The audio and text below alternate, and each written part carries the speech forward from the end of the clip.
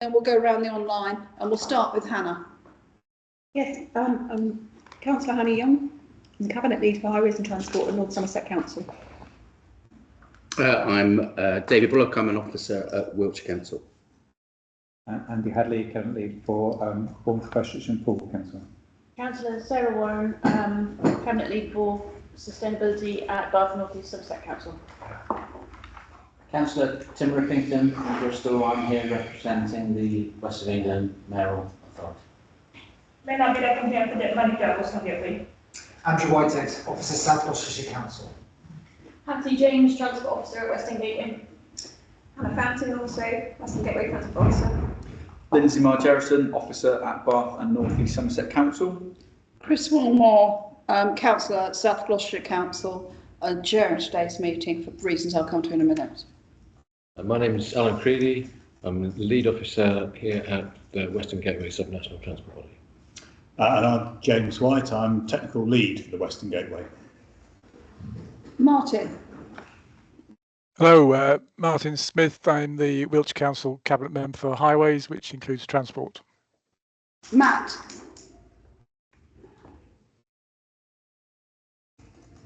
Apologies, everybody. Good afternoon. I'm Matt Hayward from Network Rail. Orla. Orla Phipps, Officer from Gloucestershire County Council. Heather. Good afternoon, I'm Heather Cowling. I'm the Senior Regional Strategy Manager at National Highways. Thank you. Jack. Good afternoon, Jack Wiltshire, Corporate Director for Highways and Engineering at Dorset Council. Louise. Hi everyone, I'm Louise McBride. I'm the Head of Transport Strategy at West of England Combined Authority. Roger. Councillor Roger Wyborn, Cabinet Member for Sustainable Transport and Road Safety at Gloucestershire County Council. Richard.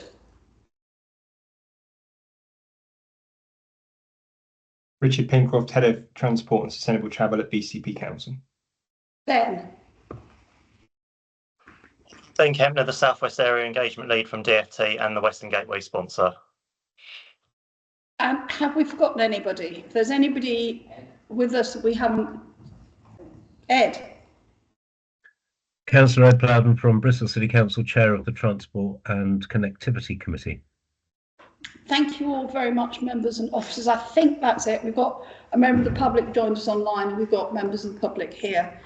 So thank you all very much. I wanted to start by just explaining where we are.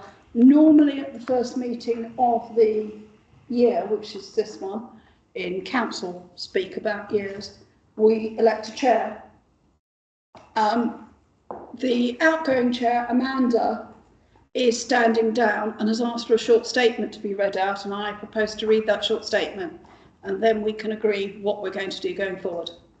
So Amanda Rigby was chair of this body and has emailed the group and once read the following. As you know, I'm stepping down as chair due to a change in portfolio. I've enjoyed working with you all and wish you well for the future. Specifically, you should feel proud of the investment plan, the input into the M4 to South Coast study, and the ongoing development of the carbon calculator. I'd like to leave with a few thoughts. Indulge me. Western Gateway, if operated well, is the definition of something where the whole is greater than the sum of its parts. The officers are to be commended for their work in pulling together proposals which navigate sometimes competing priorities from different constituent members. Although I know a lot of you are new, I recommend you continue to push for what is best for this sub-region rather than have just the aims of your own authority in mind. Good luck. In the absence of a chair, it would normally be the vice chair's job to call for nominations for a new chair and vice chair. We have that option of doing it today, but given the turnover in membership, the thinking was that we might today continue with me chairing as vice chair and then have that election in September when new members have got a feel for what the body does and the options for the future might be clearer. What would members like to do? Thank you. Okay. Thank you very much. So I'll chair today, and then we'll return to the long-term chair and vice chair at our next meeting. Item 3 is minutes and actions from the previous meeting. Now, there is one correction that we've got to do, which is to correct the apparent attendance of WECA at the last meeting. And Orla has raised that with us, and let's assume that that will be done. What else? Are there any other, sorry, Louise has raised it with us. Are there any other issues that we should be doing to correct the minutes? If not, can I have somebody to propose them as, thank you, Hannah. Are they all agreed? Shout if they're not. Thank you. We've all taken a vow of silence today. Apart from you and me, Chris. Yeah, no, others will, I'm sure, have the minutes. Are there any actions coming from that meeting that aren't being covered in some other manner during the agenda today, or haven't been dealt with in between? Tim? I think there's just a typo in the actions where it says the feedback from DFT. I think that should be feedback to DFT, shouldn't it? Yes, that is correct. I think, yes, this was feedback. It came up at the last board meeting and it was going to be fed back. I read it in the minutes and then I thought, yeah, I think it means we're feeding back to the DFT. No, we fed back in the meeting. I think we were hoping DFT might come back to us about future lines of communication. So you were hoping for feedback from them? Yes. Not yet received. Is there anything else on minutes and actions? If not, can we move to item 4, which is public participation? Now, we've had questions from the public, and you will see the written responses to those questions.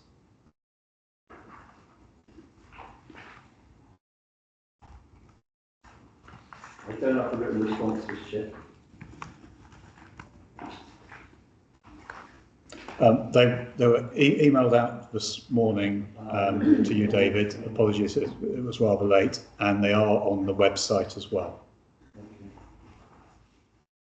Apologies, I haven't got a written printed copy of them. Sorry, David, it's the whole thing I haven't printed down.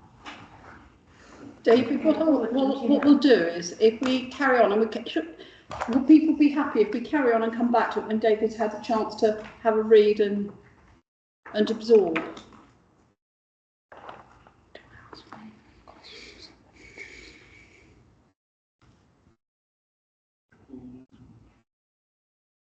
Unless there's anything else on that item, and we'll just pause and make sure David's happy and return to it. Is there anything else on that item we need to raise? If not, then can we move to... Chair, normally David would make a statement to his questions. Yeah. You're going to give him more time to do what I said was, let's come back to it. Give him a chance to read. Yeah. And we'll return to it later.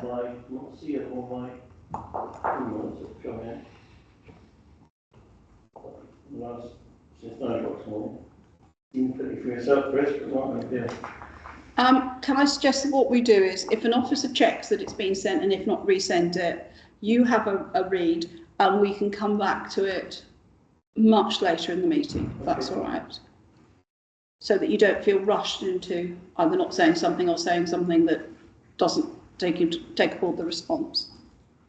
Yeah, I haven't got a response. Unless you give me 8 months money, I haven't got it. That's forwarding to you.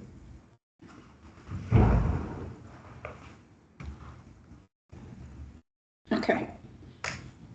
Pending that, so we'll return to public participation later. Let's move forward whilst that happens, so that we move on to item 5, which is the strategic cycleway network. Those of you who come to this meeting regularly will be aware that this has been before us a number of times. Hannah, you're going to introduce this next step paper? Yes, thank you, Councillor Wilmore.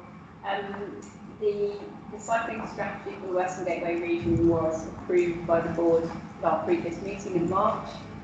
It considered and ranked a number of routes in the network across the Western Gateway that link up our key regionally significant destinations, in turn drawn from our strategic transport plan and investment plan.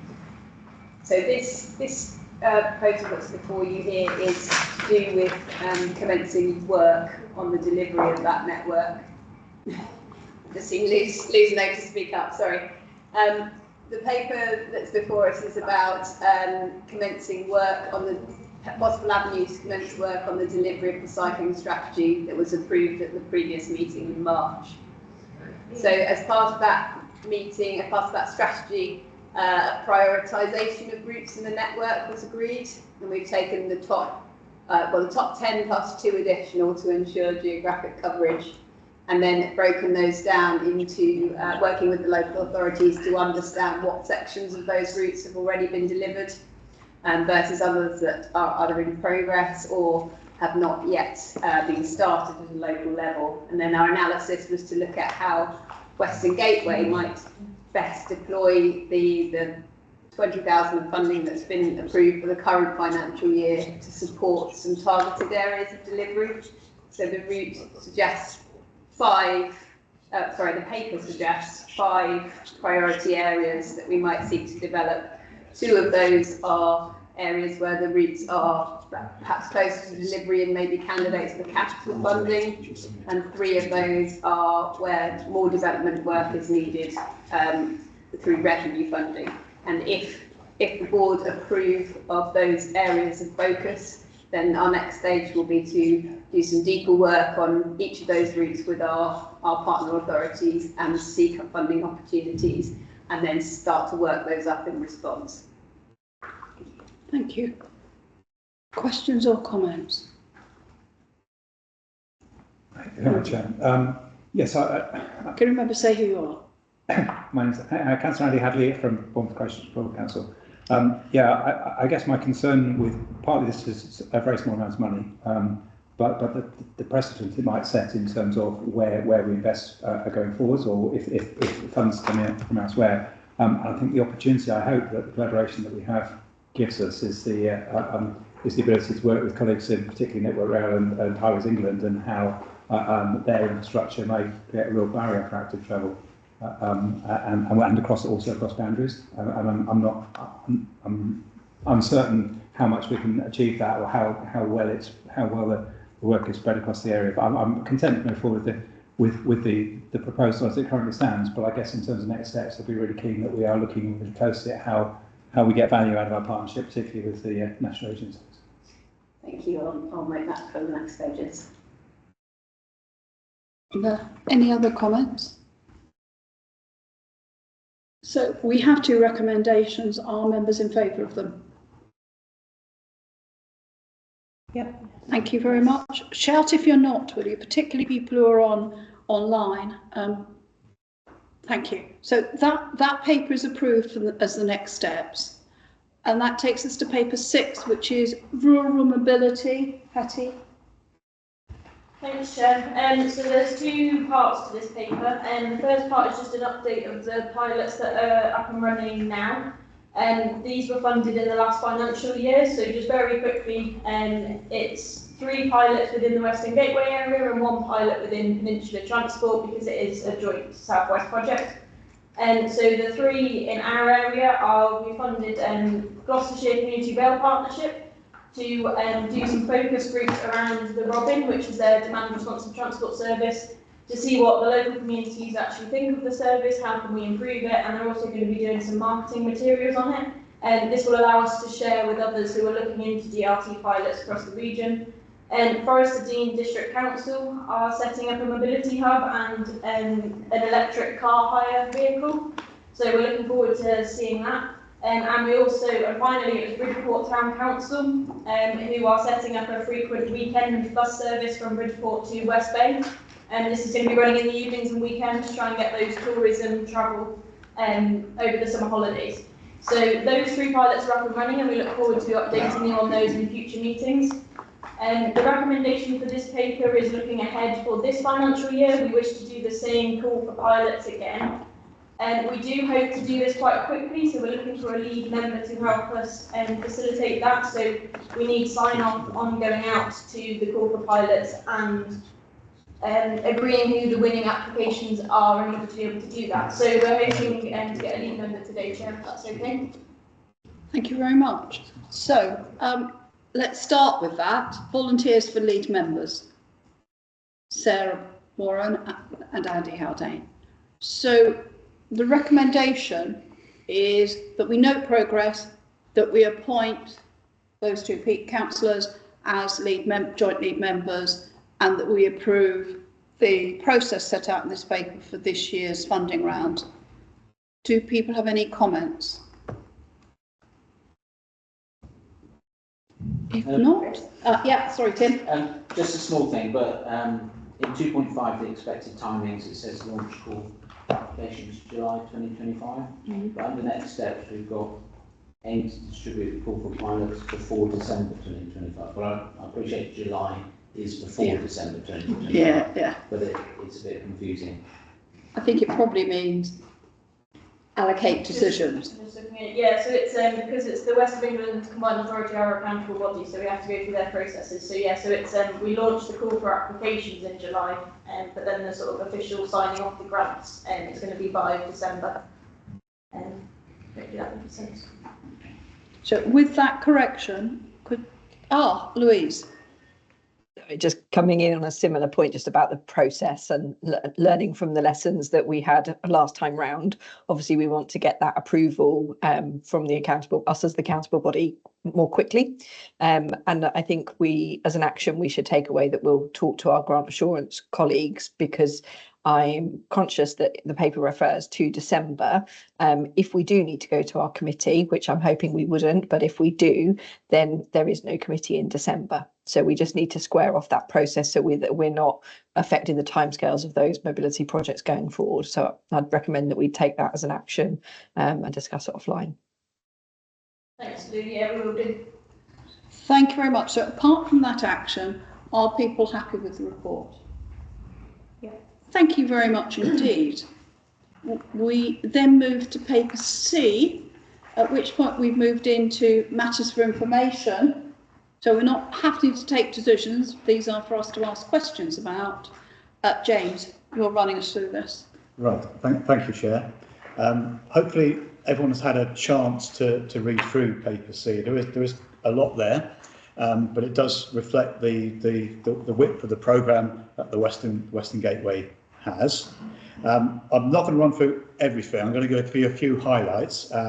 But Hannah and Hattie and myself are all here to answer any questions you might have relating to the whole of the update report. As Councillor Wilmot said, this is not a decision report. It is just for noting. It is to update everyone on what's been happening. So if I just run through a few of the areas of work that are happening. On the rail side, we are very close to getting the final versions of the strategic outline business case for the Dorset Metro proposal, which is for an extra train an hour between Brockenhurst and Wareham.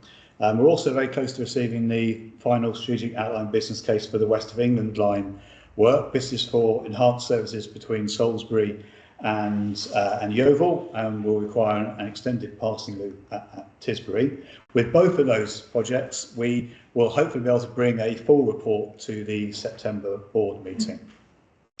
And then Westbury platform, this is a commitment in the business plan for 25-26.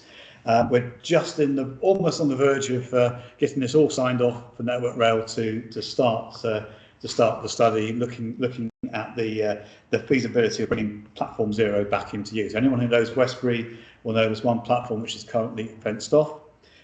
Westbury has a key role to play in the rail network. It's where routes north, south, east and west all meet. Providing extra capacity by reopening the platform will have benefits for all of those routes into and out of Westbury. So that's benefits stretching as far as Cardiff, up through Bristol and down to the south coast either to Weymouth and Dorchester or to Southampton in the other direction. So it's a very key strategic scheme. It may not sound like it by its name of it, Westbury Platform, but it is a very key scheme to the whole of the rail network in our region. So that hopefully will be kicking off very soon. I'll just draw attention to the coach strategy work. It was, I think it was reported last time that with phases, or for phase 3 effectively, we're going to be doing more work on looking at coach routes 1 and 3, which the study concluded were didn't have a great business case as coach routes, but have more of a role to play with longer distance buses.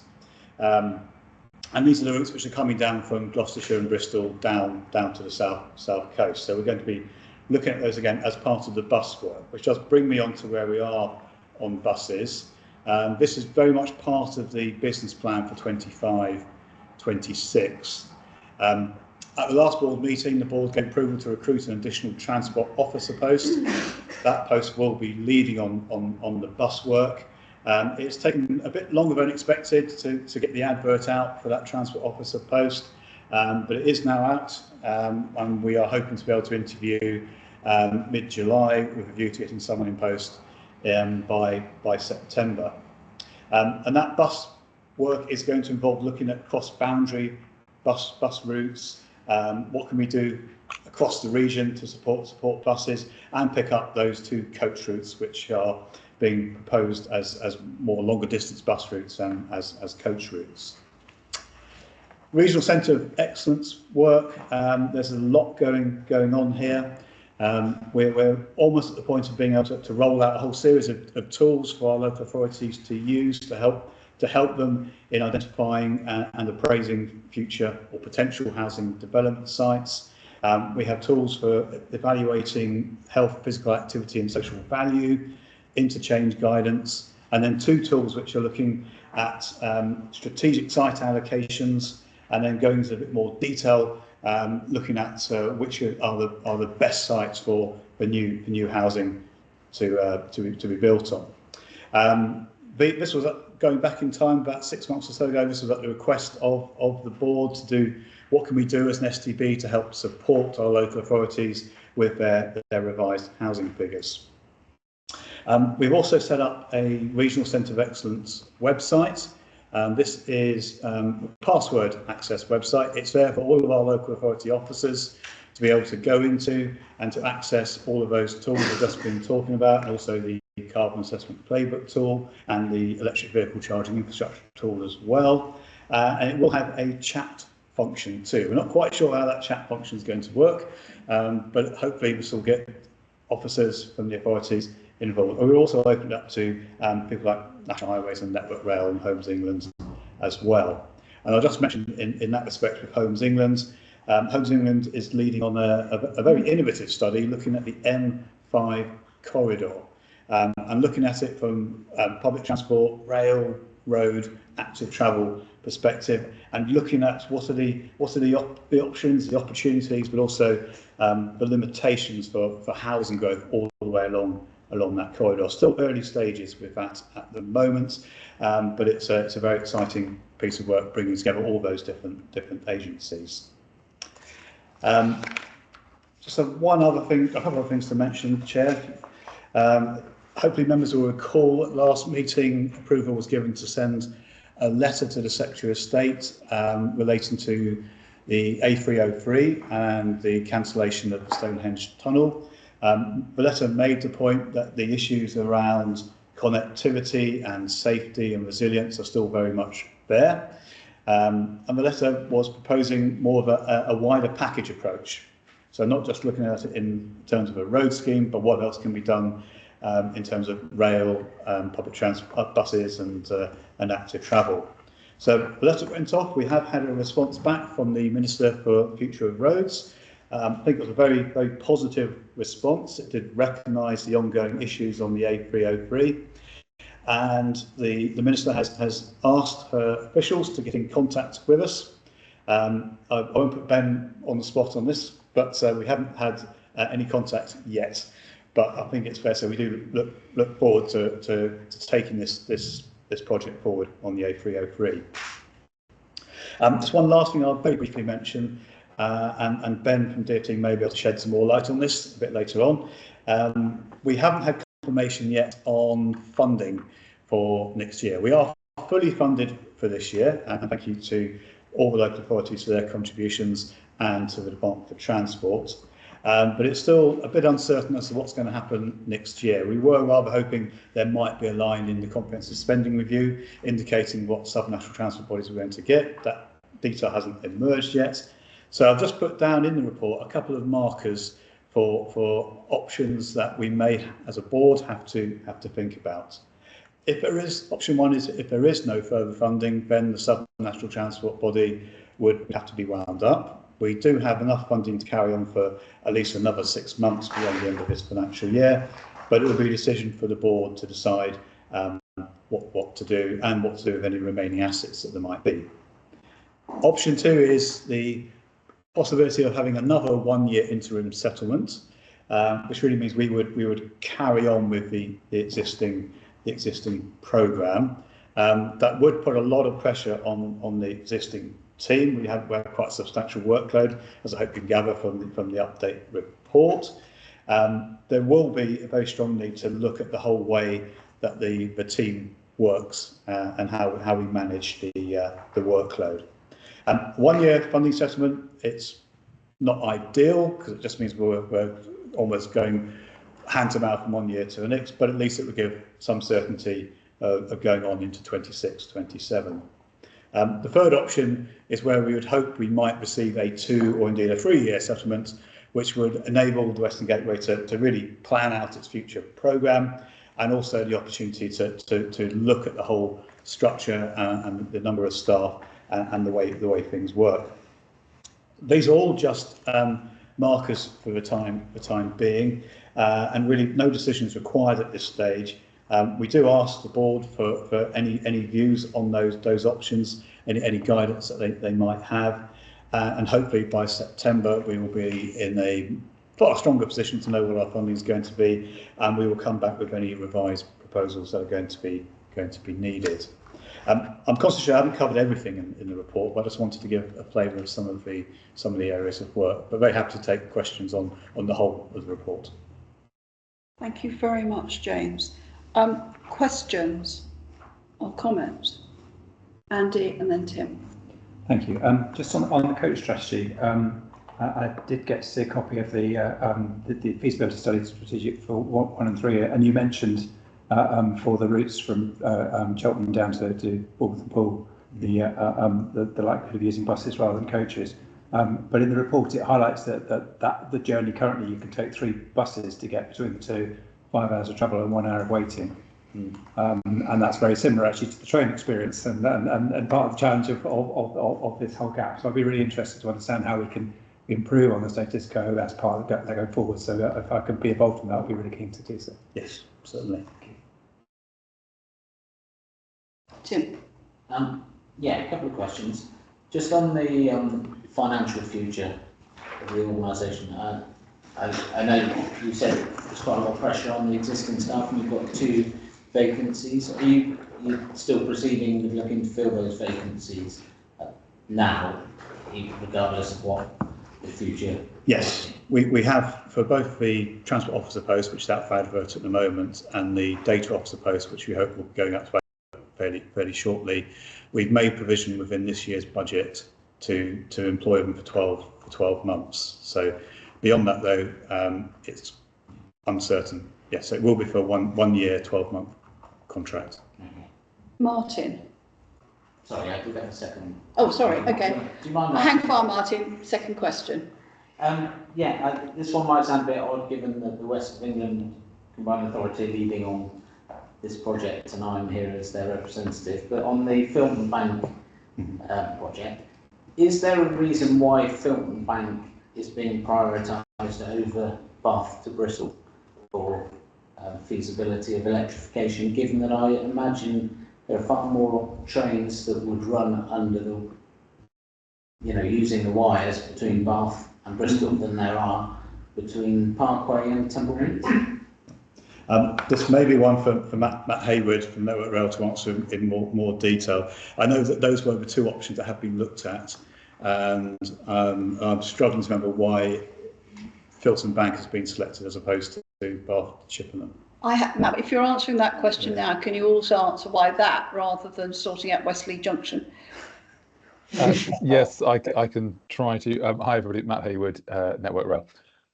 So the reason that the Filton Bank has been prioritised, there's twofold. One that's very pragmatic in that we enhanced the railway there, so 4-tracked Filton Bank, and redid Bristol East Junction, essentially in readiness for electrification. So we were quite nearly there back when the decisions were made about Great Western electrification a few years ago now. But the Chippenham corridor, there were still a few more things that we needed to resolve, specifically, getting through Bath itself. So there's that sort of pragmatic reason, but there's also, in terms of benefits of decarbonisation, which is the real, the important reason. So the Filton Bank sees a greater range of services that use it. So you have South Wales services to Bristol, you have the local services as well, Severn Beach services.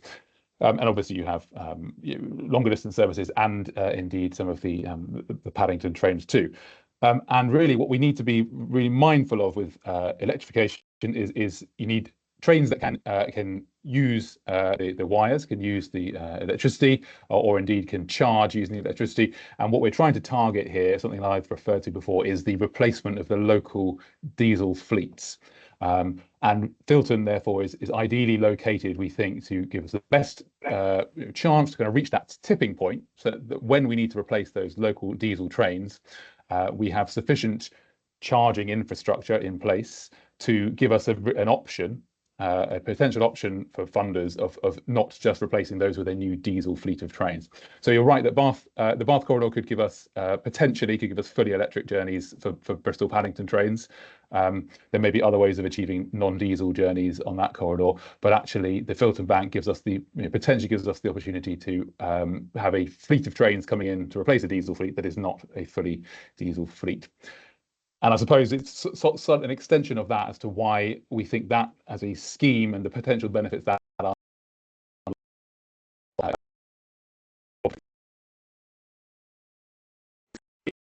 inherited here that drives our thinking around decarbonisation, which is many of you will be familiar with those old diesel trains that I've referred to. They don't have an infinite amount of life left. We're probably talking about 10 years. And that therefore there's a set of decisions that we need to be able to inform so that, as I say, there is an option there for a non-diesel new fleet of trains. With Westerly, it is a problem. We've been absolutely clear that it's a strategic bottleneck on the railway, and it will continue to be so, but we don't quite have that same convergence of opportunity to make a really a beneficial change to the network. I hope that answers the question. Is that okay, Tim? Or do you want to come back? Well, yeah, I don't want to drag this on too long, but just, Matt, in terms of which services then the on-film bank would actually use electric wires if they were there, we're talking about being able to do Bristol to Cardiff with electric trains. Would that be one of them? That would give you a continuous electrified route, yep. But nothing north, east, south, west would be electric, so they wouldn't benefit from it. So the key development here, I suppose, in the world of rolling stock, and I know we don't want to get into lots of detail here at this meeting, is that we might have a battery electric train. They exist in the world and in the country at the moment. So you might not need to have a fully electrified route, and it's the point at which that becomes viable, and you need to put your wires up or your other charging infrastructure in the most high trafficked central bit of the railway. And of course, in terms of the West of England area, that is the Filton Bank. Okay. Thank you. Is that okay? Martin, thank you for being patient. No, that's quite okay. Thank you. And obviously, this is my first meeting at this forum, so please forgive me if I make some sort of naive question or naive comments. But I've got a sort of a comment and then a question.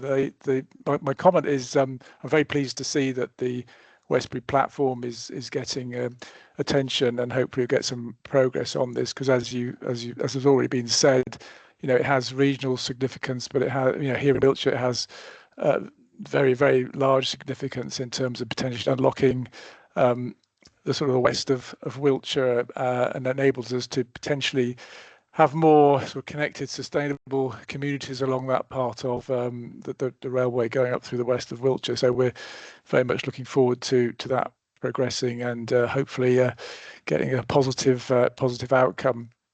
But my question sort of relates to the strategic investment plan, which I have looked at in preparation for this meeting, and I'm aware that there have been some national announcements that sort of affect our area, and I was just I'm thinking in particular about the A350 and the DfT's decision to regard that as a sort of a potential trunk route north-south through the region. And I was just wondering, given that potentially has some big impact and outcomes, as to when we'll be trying to review that investment plan sort of going forwards. So that's really just my question. Thank you. I don't know, James or Hannah, do you want to talk about how the SIP gets rolled forward? I'll pass to Hannah. Welcome, Councillor Smith. Nice to see a new face at our meeting. I have been the lead on the strategic investment plan, so I'll take your question if that's all right. Our strategic transport plan, which preceded the investment plan, was approved really just before there was a change in national government, but we needed to have one in place, and so the decision was to roll on with that. And the strategic investment plan is effectively the start of the delivery plan for that strategy. So we've had a couple of changes. One is the change of national government, and that's also brought with it the expectation of delivering a national transport strategy towards the end of this year. So with those two things in mind, we always knew that we were going to need to review both the strategic transport plan and its investment plan within the next sort of 12 to 18 months. We're waiting to see what the timetable is, the clear timetable is for the production of the integrated national transport strategy, and then we will commence with a programme of review of both of those strategic documents in the wake of that. So it's looking unlikely that we will see anything before the end of the calendar year from government. So we're probably looking at a programme that starts towards the very end of this financial year, maybe moving into, maybe not until the start of the following financial year, but basically for a wholesale review of that pair of strategies and investment plan to happen in the 26-27 financial year. And thank you. What will be the progress? I'll give you a second. What will be the process for those authorities that have changed hands and therefore maybe reviewing their priorities and prioritisations? How does that changing political landscape feed into that thinking? What's the timeline that any white smoke would need to come from those counties in order to feed in? Or indeed those of us who've been around a bit longer but actually would like to change what's in the document. Well, and also Councillor Smith raised, the issue of the fact that M4 to South Coast study was not published when we did either the STP or the SIP, and so we weren't able to sort of formally incorporate the results of that into our assessment process.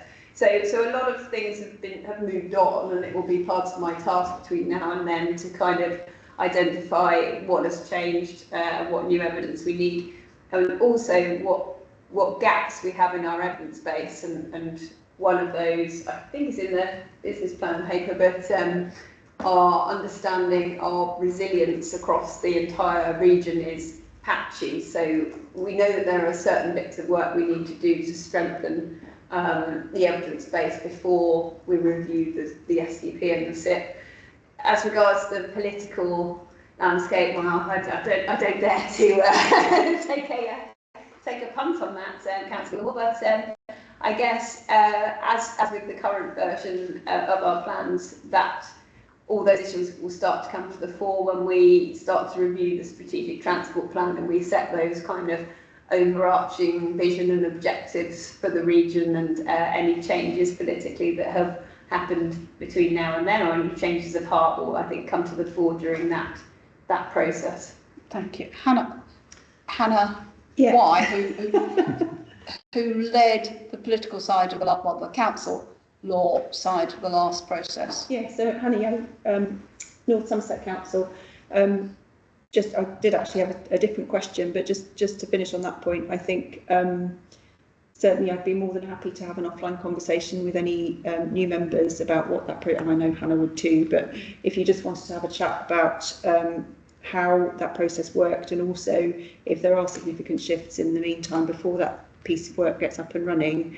I mean, clearly the most significant thing is if there are schemes that are in there that were promoted and are no longer being promoted by particular authorities, then I think we'd want to know, wouldn't we? Because the whole purpose of that SIP was to be able to give us, you know, some armed with some ammunition to go banging on the door of government for funds. And clearly we've seen announcements of significant funds coming, certainly to certain schemes, and obviously some further clarity will emerge over the course of the next few months and towards the end of the calendar year, I would imagine, around some of that. So I do think at least if we've got the best intelligence that we can get outside the full process, ready for when that starts, I think that would be enormously helpful. So really happy to connect at any point.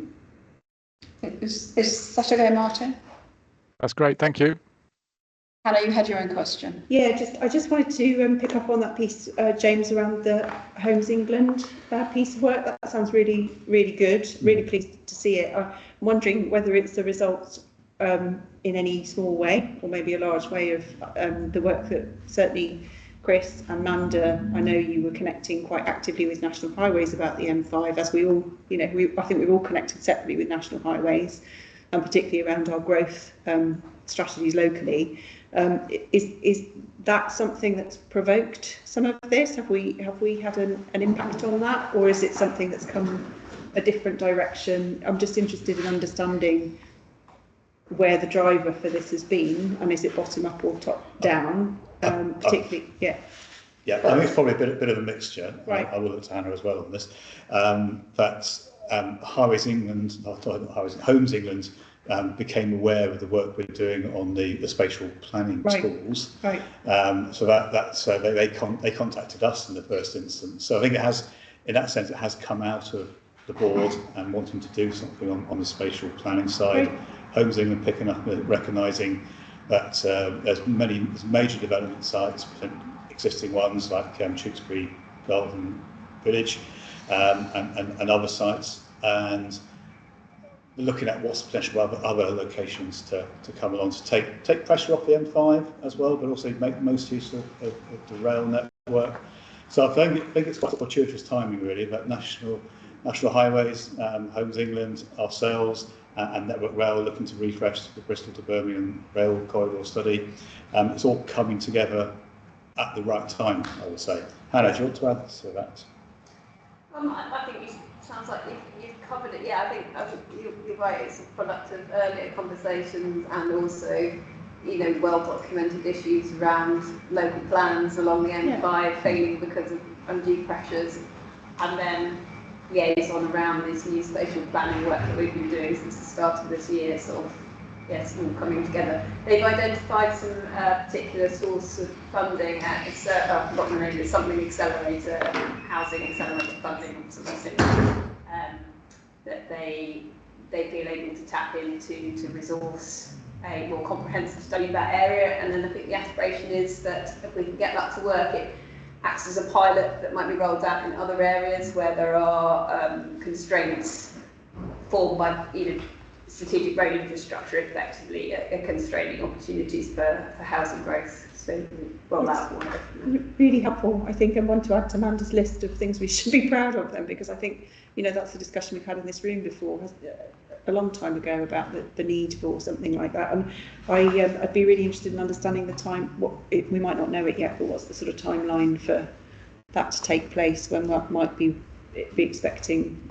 At the moment, it's at the scoping stage. Yeah. So key partners in that are Homes England, Network Rail, National Highways, Active Travel England, and then there is ongoing discussion about how best to bring in the local authorities into that, and how and when. So it's scoping at the moment. Homes England's procurement process and kind of grant application process is relatively extensive, so I think they are not looking to have something actually happening until September, maybe late September. which is quite good because our tool doesn't launch in its entirety until August. Yeah. So actually, line there is quite good, but Bath is ahead of the curve in that, and it's going to be the first authority area to test the tool in anger. So yes, and then rolling out beyond that. So I'll seek feedback at the September board if you're keen to hear more. Feedback on that, helpful. Thank you. Are there any other questions on this update paper? If not, can we go to item 8, which is paper G, the finance paper, and that's Mina. Yes, thanks, Chair. So this is the finance report. This report gives the kind of financial position and the project overview of Western Gateway STB. This is one for information, as we had a decision in the last board meeting via the business plan approval. So that has been approved there. So I'll take this paper as read. As the paper sort of summarizes, the end of year position for 24-25, which is last financial year, was finalized and signed off by the Combined Authority Finance Director. The total funding for last financial year, as we know, was 996k, including that significant increase from the DFT grant compared to the previous year one. So final total expenditure came to approximately 978k, leaving a carry forward balance of about 17k, and what we had ring fence for projects that were not completed towards the end of the last financial year, which was March ending. We had one secretary fenced into this financial year for the work that progressed into this year. So we had the 25-26 revised budget, which was approved last board meeting as part of the business plan. That was composed of 816k DFT funding and 180k for local authority contribution, and just above 200k carried forward from previous years prior to last year. That was for the contingency budget. So that gives us operating budgets of roughly 1.2 million. The current year spent till the end of May last month, in terms of that, we've got expenditure so far is over 200k, primarily on staffing and technical programs that, again, that was ring-fenced from last financial year. We have an additional 640k, which is already committed for the work in the pipeline, with around 141k retained in the contingency pool. So it's worth noting that spend is not evenly distributed across the year due to a lot of spend happening once work is completed or at the delivery of each of the key milestones to ensure that the quality of work is satisfactory before payment is made. But the team remains kind of very focused on delivering within the financial year to kind of minimize any future carry forwards and to maximize efficiency. So the recommendation really for this report is to note the end of year report for last financial year 24-25 and the financial position that we have to date. Thank you. Thank you. Do we have any questions or comments? If not, this paper is just for noting. So can we note it? Thank you. Thank you very much, Rena, for all you do to keep us on the straight and narrow. Sorry, Chair, can I just add an update on the local authority contribution as well? Just wanted to say thank you to local authorities for their responses towards the contribution for this financial year subscription to Western Gateway. So far, we've had confirmation of payment from 6 of the local authority out of the 9, which is really good for the first quarter. And we have 3 in the pipeline, which is being progressed, and hopefully we get confirmed payments by the end of this week or towards the end of next week. Just wanted to say thank you to all of you. Thank you. What I propose to do now, before we take the updates, is to go back to public participation. Thank you. So look at the responses, and I think, I've got to be honest, and so I think we're about 3 years behind most of the other STBs on buses. I sat on a seminar this morning with Business Engine and Transport for London, and they are really pushing their way on the buses. It's not a new favourite government policy. This is a policy of the Conservative government bus back better. And what I've seen I represent passengers on the coach forum, and I welcome the coach forum down the peninsula, but I make a point, passenger peninsula coach forum has no passenger groups, and I've raised that with them. But, you know, we have networks that come out of back where coordination is actually essential, and we don't have a body to do it. WECA does some of it, but WECA is the smallest combined authority in the country. It's the smallest in the country to do any major coordination. But we've got a bus network that needs investment in key corridors, which needs a little bit more Somerset. That actually runs into Peninsula. Wherever we go on the buses, we run into Peninsula. So we've got to work with them. They're doing reporting officers and consultants to boost their integrated transport policy on their buses. They're working very hard on that. Doing a lot on coaches, but I've always said, without the Department of Transport stepping in and understanding the role of coach, and that is what the FT official make clear, because that's not being made clear with the FT in the region, and that's what ministers, so that's an important issue. So Ben needs to take that message back. It's not been in top on the buses bill. In fact, I was on a call about buses bill this morning about that very issue. It's pretty unclear, that with the FT. So National Express will never run a commercial service from Bristol to Bournemouth. I've had conversations with Brexit National Express. They might do 1 or 2 days a week and try some experiments on weekends for you, we can swing them, but they won't run any commercial nor flips. So it's a case of subsidy, and how do we subsidise that? And I don't know where we are with Go Ahead Group and Stagecoach. I was in court with them yesterday, but this will require Go South Coast and Stagecoach to be fully engaged in that corridor that the council has talked about, to Bournemouth and Poole. Of course, at Poole we've got an airport with 3 buses a day in each direction, 737. And very good connectivity to the port, which needs to be addressed. But there seems to be a mentality in this room. The only thing that matters in the southwest is a bit of railway line. Why don't we be clear to you, it's not been reversed. Now we're grounded in customer integration, because Henry said yesterday. So it's about bus, train, ferry, coach, and integration. I'm not seeing that. I welcome all the workers of sport, but I'm not seeing it. Peninsula's doing it, some of it. And if you go across I spent some time recently with James Price and Ken Skates, and you're actually they're improving now the Gateway's got in partnership with Wales, but they're producing an integrated plan for Wales, how you get from bus to train across mode of and that's what we need to be here. So this needs to move.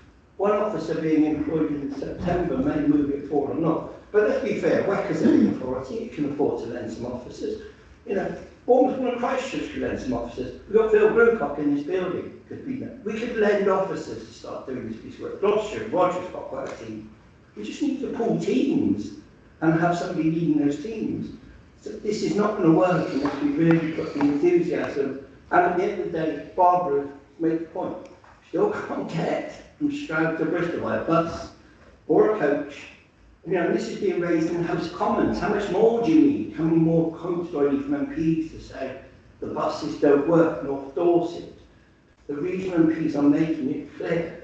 This is the only body in town until we get the 3 combined authorities, Chris. With Wessex, I was with the Minister the other day, we get Peninsula, whatever happens there. But the reason we're not getting a public money is we don't have the combined authorities, and they like mayors. Labour loves mayors, so you've got to have mayors if you want money. I should put that point clear. I think it also proves them. But we need to move forward. On rail, there's very little papers. I'm not happy about Lawrence Hill having one. So where in Network I've got that idea from one lift on the Bristol side and no lift on the other side. I'm put that flag down. That's a DIA person who's done some DIA work.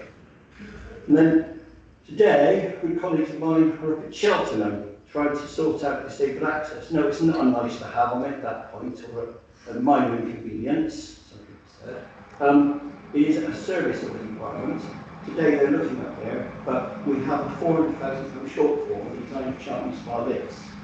So we've got to reconfigure. So I've got Networld's up there, Joe Graham from Great Western's up there. I think James has said that yesterday, but they're up there. We need the money, so please when we write a report about corridor, can we just make sure, Chris, that we write this corridor, it's not for everybody middle class and trouble on trains. We're going to do a study from Tewkesbury to Bristol, Birmingham to Bristol. We just make sure we've got the equality, the disability, the access to the rail network. But you and I, Chris, very campaign, we can't get on trains at local stations because the DFT provide rolling stock with no disabled access. Yes, it's DFT, they fund it. DFT has more responsibility for some of this stuff, pass on to other people, and that's just relatively them. So, it's quite clear, but I'd just like to say, can we more work, please, Chair, and to the Director there, on just access, to make sure all the reports, we have a quality access in them, we have quality impact assessments, and we have things about access to bus stations, trains, coaches. And I was very happy to get as many National Express and Flicks to talk to you. It's money. If we can't get the money, then we're in some difficulty. So those are my points. But 6 months lives at Bristol Park, who were from last meeting, lives at Cheltenham Spa slowly for 8 years. I think we're looking at 8 years. I think we're looking at Dorchester. How many years have I been involved with Dorchester Council and Dorchester and John? That's been going on for 10 years. Lives at Yeovil Junction, just outside Castle Carey. No action from Network Runner. West of Mayo are finally getting it, but that's not acceptable. Really not acceptable, as Peter Henry said. So the other question is, we understand it was part of it with DFT. It's gone to Great Britain's Railways. There's a report, Chris. Can we get the government to publish the report so we know what stations will be fully accessible? We've done 2,500. Yes, I was involved in the team doing it with the Scottish lady through cross-country trains. So perhaps we can just get some movement on disability access, including the bus stations, because if we're going to look on coaches and the buses, then this body, with Peninsula Gathering, we do work very well together, appreciate on that, needs to have a fully look at all the interchanges. Can I finally ask one final point? Can you write to the Mayor, the North East Combined Authority and the leader to try to get a coach station facilities for disabled people, cafes and toilets, which all need to come to payment, it's all need payment refurbishment. So that Newcastle coach station, Newcastle Central Railway Station can be reopened for the buses that this authority, coaches, are now supporting the Flix bus going up to Newcastle, but have no terminal facilities at the other end. Thank you. David, thank you very much. I think I've got 5 things out of that. I may have missed, but sort me out if I've missed. I think the comment about buses, when I first arrived here a couple of years ago, and Sarah and Hannah and I arrived, there was a historic understanding that this body didn't focus on buses. We've moved that, and it is now, but it's moving into a territory that it's not engaged in. So it is going to take it a bit of time to get up to the speed that you would like it to be at, and I think everybody around the table and online would like it to be at, in terms of a fully integrated approach to getting about the region. So it was a slightly odd remit that is now being widened. The second thing was about equality's impacts, and can we ask the officers to take that away as a fair cop? That our equality's impact statements do seem to be a single sentence that says this has no major impact on any equalities group, and we do need to be picking that apart a bit more. That sounds like a fair. I'm looking around the room. Yes, Yeah, I'm getting nods around the room, and hopefully people online, if I'm barking, tell me please. Thirdly, the report on the railways and disabled access. I'm hoping that Matt will pick that up when he speaks in a minute. There's a question for me of looking, from what you were saying, looking at our work plan to see if we've got equalities and disabled access sufficiently embedded in our work plan, to think about whether there is something in the future work plan. And then the Newcastle bus thing, we'll go away and find out what on earth. Let's not log down now. Let's say we'll take away and look at it. Can we just ask, you've done pretty good work, to learn from Coach Forum, we're going to work with them on the buses. But can we just try to force, through the department, each of the other STBs to have a proper coach forum that looks at the role of National Express, the role of Flix and the role of Scottish Shipping and the regional buses. So we make sure that this is not just a West Country thing, and that really we are making sure we're looking at a national strategy. And that's what I was talking to the Transport Select in private course morning about. Can we take that one away? Thank you. Thank you very much. Are there any other public comments? Scared everybody off. I think she's Chair, I think Rosa did put something in the chat, say she was having connection problems. Okay. If she reappears, we'll take her out of order. Okay. If not, can we go on to our associate members? Ben, are you still there? I am, yes. Thank you. Yeah, Ben Kemners from the CFT. Yeah, I'll give a quick update on the spending review, give a general summary. Just one thing to sort of note here is that a lot of this will be at sort of programme level at the moment. And I know you were sort of asking questions about the STB funding and things like that. Well, what happens now after the main announcement is that we go into a period of business planning. And then ministers will make decisions on individual projects and things like STB funding at a later date. So we haven't got any more information about that at the moment, but announcements will be made in due course on those types of things. So so what I'm about to sort of provide as a summary is sort of quite high level at this stage. So I'll take it sort of mode by mode. So for rail, we've got an 8.43 billion cumulative funding for Network Rail's enhancements portfolio. So that's known as RNEP. Amongst other things, that will fund Midlands Rail Hub, East West Rail, etc., etc. So a number of high-level projects that were mentioned in the Chancellor's review the other week. And as I said, further details of rail infrastructure projects that haven't specifically been referenced in the spending review will be announced in due course. That funding covers the whole of the 4-year period. Increased investment obviously underlines that really crucial role that rail enhancements play in delivering the government's mission to kickstart economic growth and the commitment to improving the railways for passengers, freight and taxpayers. In terms of road funding, so we've got the major road network funding and local large majors. There's 1 billion been allocated there, which will allow committed schemes to progress into construction and completion, recognising that some schemes that are currently, particularly those at an early stage, are more likely to be discontinued, but ministers will decide on those in due course once the funding profiles are known. And many of those schemes will unlock land for housing and employment, which I know we talked about today already, and it supports the government missions on house building and growth. So really key that those projects are delivered. And once those schemes are delivered, local people will experience less congestion, journey time savings, and safer roads. Major Road Network Programme 2 funding goes alongside the Regional Structures Fund, which was announced very recently. Now, overall, this is going to be a fund of £1 billion, which will help local authorities repair major structures on their roads, as well as deliver key projects to enhance and benefit the existing network. The brand new funding will also ensure that major structures like bridges, flyovers and collapsed roads can be repaired as well. And again, looking at things like safer journeys and journey time savings as key benefits there. That also means that we can get more local enhancement schemes developed to alleviate traffic bottlenecks as well and unlock more housing and employment opportunities to help bring growth to regions as well.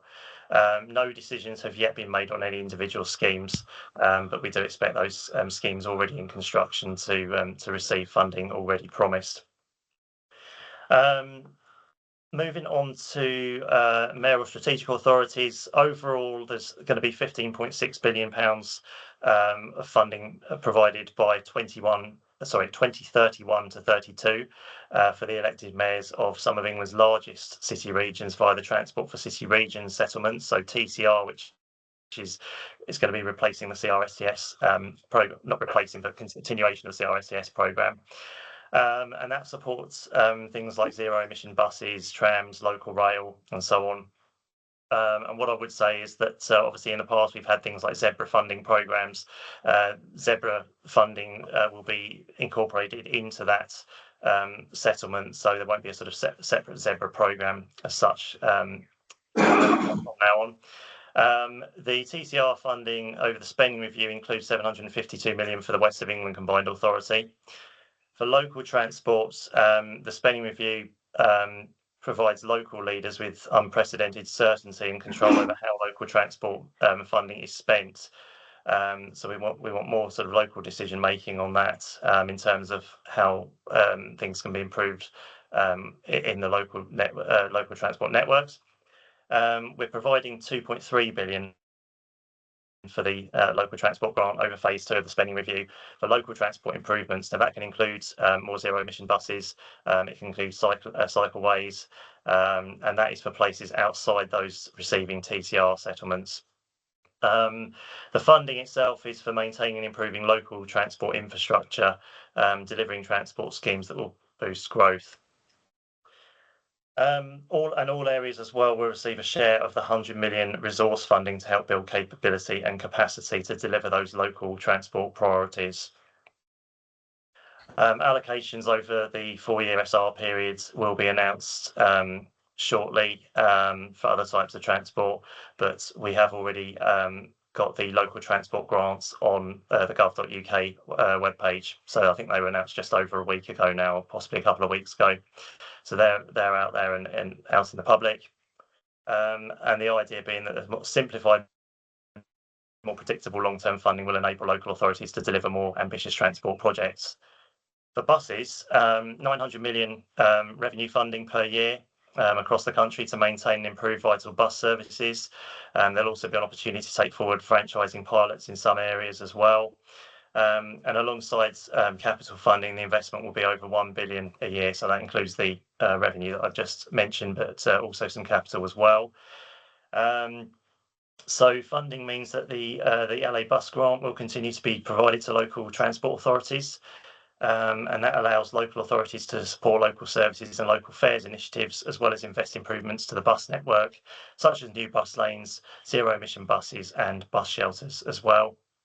The bus services operator grant as well will continue to be provided to bus operators at current levels, and additional funding such as that provided through BSOG Plus will also continue, and those rates again will be determined in due course, and that will be announced after business planning period. And likewise, the local transport authorities will find out their individual allocations in due course. We also heard the news about the £3 bus fare cap as well, that was due to end this year. That's now going to be extended up until March 2027, and that covers around 5,000 bus routes in the country and supports with the cost of living pressures. When we now move on to active travel, so not a vast amount known about the sort of finer detail on this one at the moment, but the overall amount will be £616 million to support local authorities to build and maintain walking and cycling infrastructure. So don't know a great deal about how that funding is going to be structured at the moment, but it's 616 million in total. EV charging infrastructure, the government is committing 400 million to support the rollout of charging infrastructure. So this includes supporting for charging infrastructure along the strategic road network in England, also charging infrastructure to facilitate the deployment of zero emission vans and HGVs, and existing grants as well. So again, further details on specific schemes will be provided in due course. There's 24 billion of capital funding between 2026-27 and 2029-30 to maintain and improve motorways and local roads across the country, which is a funding increase of almost 20% on average. And the funding allows national highways and local authorities to invest in improving the long-term condition of England's road network to deliver faster, safer and more reliable journeys. RIS3 will be published in due course. And part of the nearly £500 million committed for research and development to decarbonise transport will be continuing via the UK Shore programme, which is going through to 2030 now. So that's for maritime and decarbonisation, and that supports the sector in developing new clean fuels and technologies, building new green ships and ensuring cleaner and more innovative maritime transport. Those are the sort of the key parts of the spending review. Also, the Integrated National Transport Strategy, I just wanted to give a quick update on that. So the strategy itself, we're looking to set up the long-term vision for a transport system to work for everyone, draw up from and feed down into other parallel strategies and work streams, and to ensure cohesion and alignment, but not duplication. So it'll be accessible, concise and impactful. We do remain committed to publishing it by the end of 2025. So I think that, obviously be a great deal of interest across the STBs on that. The team has now processed and analysed the 6,300 responses that were received for the call for ideas, along with all the feedback that was gathered from the regional roadshows. And so at the moment, the draft version is being completed. There's an amount of policy development to continue, and obviously some cross-government engagement and further engagement internally and externally with stakeholders as well. The greatest feedback we had from the response of calls for ideas was improving maintenance and congestion, better modal experience, better transport information, and more consultation with the public prior to decision making. Those are the four sort of top areas that were brought forward. As similarly in the roadshows, relatively similar sorts of ideas. It was around user focus and accessibility, affordability, reliability and accessibility, transport in hand with development, so embedding it into local growth plans, and then funding reform and devolved powers and making space for car-free alternatives. So the message is very much around transport for everyone, and that's going to be very much around the sort of the proposed framework of looking at people, places and process. So those are the sort of key updates at the moment from DFT. Thank you very much, Ben, for a whistle-stop tour about over a huge area. Do people have questions? I did notice, Ben, some of us write down the words in due course. And actually, I think what we could all do with knowing is when we might know what in due course means, i.e. not the answers, but the timeline for when we might get answers, because there's an awful lot of officers with very furrowed brows about how they plan ahead when they don't know what it is they're planning. No, they don't even know when they're going to be taking the decision. Yeah, I'm absolutely on board with that, and I obviously speak to local authorities, you know, every week, and we do have sort of similar conversations. It's very difficult to sort of estimate at the moment the period of business planning. You know, in some cases, you know, there might be more announcements after a few weeks. Some may take a little longer, but there isn't really any sort of, you know, official timescale that I can give at the moment. It is literally a period of business planning.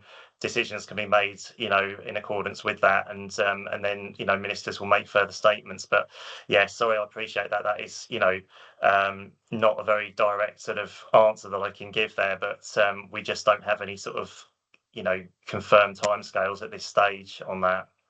The more certainty you can, even indicative timelines, would be the more you can give, even if they have to be done in confidence to senior officers and authorities, even if they're only provisional, that would be really, really helpful.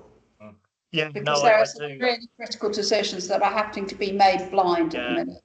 No, I mean, honestly, you know, I honestly don't have any knowledge of that personally, you know, and certainly my colleagues don't either. So it's impossible for us to give actual timescales on that. But I think all I can really sort of say when it comes to things like bus funding and so on, I mean, you know, the 900 million revenue funding there is, you know, relatively similar to sort of previous years and so on. So that's been committed for, you know, an annual basis there.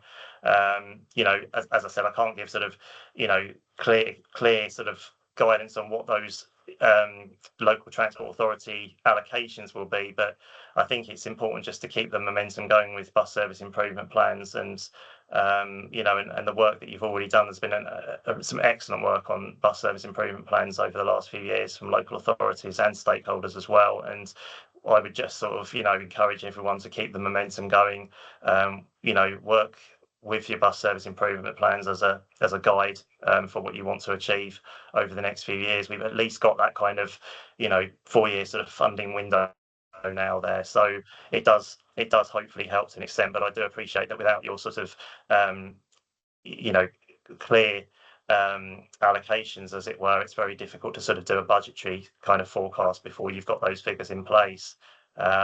So yeah, I'm sorry that I can't give any more sort of clear detail at this stage. Thanks, Ben. Tim? Yeah, Ben, a lot of figures there in your update. Specifically on sort of certainty of funding, the bus grant that was allocated this year, has that been allocated for future years as well, or is that something that will continue to come on a year-by-year basis? Because one thing I do know this year is we've had to do some very creative things in order to get that money spent within the timescales, because as you probably know, you know, from commissioning new bus services and things, and when they can be introduced, by the time you've done that, you're halfway through a year. So I'm wondering if that funding is going to be brought forward or on a 4-yearly basis or whatever? Again, a question I can't really answer at the moment because the actual structure of the funding isn't really sort of known in terms of, whether it be a sort of a annual kind of allocation. I think it will certainly be issued annually. That's not what usually happens. We wouldn't sort of look to kind of issue a 4-year bulk fund, if you like, to a local authority. That I think it usually comes out on an annual basis. But yeah, the actual figures sort of year by year, I couldn't sort of say to you whether they would be sort of equal each year or whether it will sort of change, over time. So again, I'm afraid it is sort of just a matter of kind of waiting for that finer detail, for the next few weeks or so. The point is around the timing of when that money is allocated as much as how much it is. Yeah, no, I agree, because I know you've got to speak to, bus operators and so on, and particularly if you're looking to introduce new services, there's obviously all the registration documents to complete. There's, an awful lot of administration to work out and consultations and all kinds of things with stakeholders. So I do appreciate that it is really difficult to get that in place without sort of, a definite funding amount. But I think, it's about having those sort of aspirations in place and just continuing to take things forward in terms of what you want to achieve, really, and kind of putting a priority list together of those types of services and so on. That's really the only advice I can sort of give at the moment, but I totally accept what you said there, because I think it is challenging. I'll come to John in a sec, but can I just come back on that? One of our problems is that historically we did have multi-year BSIP settlements. If you only have annual settlements, you can't deliver security of service, which is what people need in order to start using buses, but also bus companies charge you more for a 1-year contract than they would for a 3-year contract. So 1-year settlements make bus service support more expensive, which means 1-year settlements cut the amount of buses we can deliver for the same amount of public investment, which seems a retrograde step. And can we ask you to just remind the relevant people that multi-year settlements deliver more buses for their bucks? Absolutely agree, and I think that has been, really noted by the teams, because that is something that's been, stated for a very long time, and we've seen some of the challenges that have occurred. I don't remember back in the sort of the COVID days where we had the bus recovery grant, and that was sort of taking place every 3 months, and that created quite a lot of difficulty. So that was a particularly challenging situation, and I think it's been recognised that it's really important to have that kind of that forward look and be able to get services in place that have got decent contracts with them. So so I can't sort of give any guarantees at the moment, but I can certainly take that back as a feedback point and sort of say that is the key sort of push from yourselves and from local authorities as well, because I think that is a really good point. John online, and then Andy. Yeah, thanks very much, Ben. Very interesting. We in Dorset Council area struggle because of our rurality, and we'd love to put new bus routes on, but we can't even deploy Saturday services to our core routes. I mean, I've got market towns, Sherborne to Dorchester, for instance, has a core route during the week, doesn't have a Saturday service. So our problem is revenue spend. So Yeah. the majority of the spend we got this year on BSIP, which was the smallest around our area, I have to say, with with a big rurality conductivity issue with it, was 2/3 capital spend and 1/3 revenue spend. That just wasn't the model we need. We don't own any buses. All ours are private operators. We've managed to buy or in the process of buying an electric bus for one of our community transport providers, but it's just the way the funding's given is just doesn't make sense to us. I just sort of bring that up. No, thank you for that, Councillor Andrews. I think this is something that I'm aware of, certainly speaking to Dorset local authority, because we have got a meeting shortly about this, and we're going to be talking about that very issue, because I know that there have been some real difficulties in getting that allocated in the way that you'd want it, and I think it's important that we delve a bit deeper into what the really sort of the key issues are in the area, and see if we get a programme together that kind of makes it a bit more sort of suitable for local people and what their needs are really. But totally recognise the issue around rurality, and I think the really encouraging thing at the moment is that there is a big focus, or certainly a bigger focus, on rural services. I think it's great the work that Western Gateway are doing on the the sort of the pilot exercises and so on with the Robin and so on. I know there's a lot of really good DRT services across a number of local authorities in the southwest. There's been a lot of focus on that, and I think we need to do more on that side of things to see what the kind of the art of the possible is in different areas, because I think it is really challenging, because there's a lot of different geographical challenges, different needs and demands right across the region. It's not just a one size fits all, and I think we need to delve a little bit deeper into that and see what the key needs are of everybody, and see if we can really make sure that everyone has access. Okay, thanks, man. Thanks, Andy. I think Andy's the last question. Oh, Andy, and then a quick. Thanks. Yeah, thanks, Ben. It's really helpful to hear the figures, and I'd echo the chair's view that the earlier we can find out, the better, because we are dealing with such difficult financial situations across the board. I suppose the interesting bit for me is around the BSIP, and the £3 bus cap continuing is again very good news. But it also does create some perverse incentives around. We've just had a discussion about our coach strategy and talk about, well, is it a coach, is it a bus? But likewise with the impact that has on local train services, when the one is subsidised to the customer and the other is subsidised to the provider, and the customer doesn't see the benefit, so the travelling public don't see the benefit. So I just wonder whether there's anything that we can do in terms of the model between those. And I appreciate that's probably not something that the funding levels will help us with, but earlier the better in terms of any clarity would be really helpful, and also the multi-year things.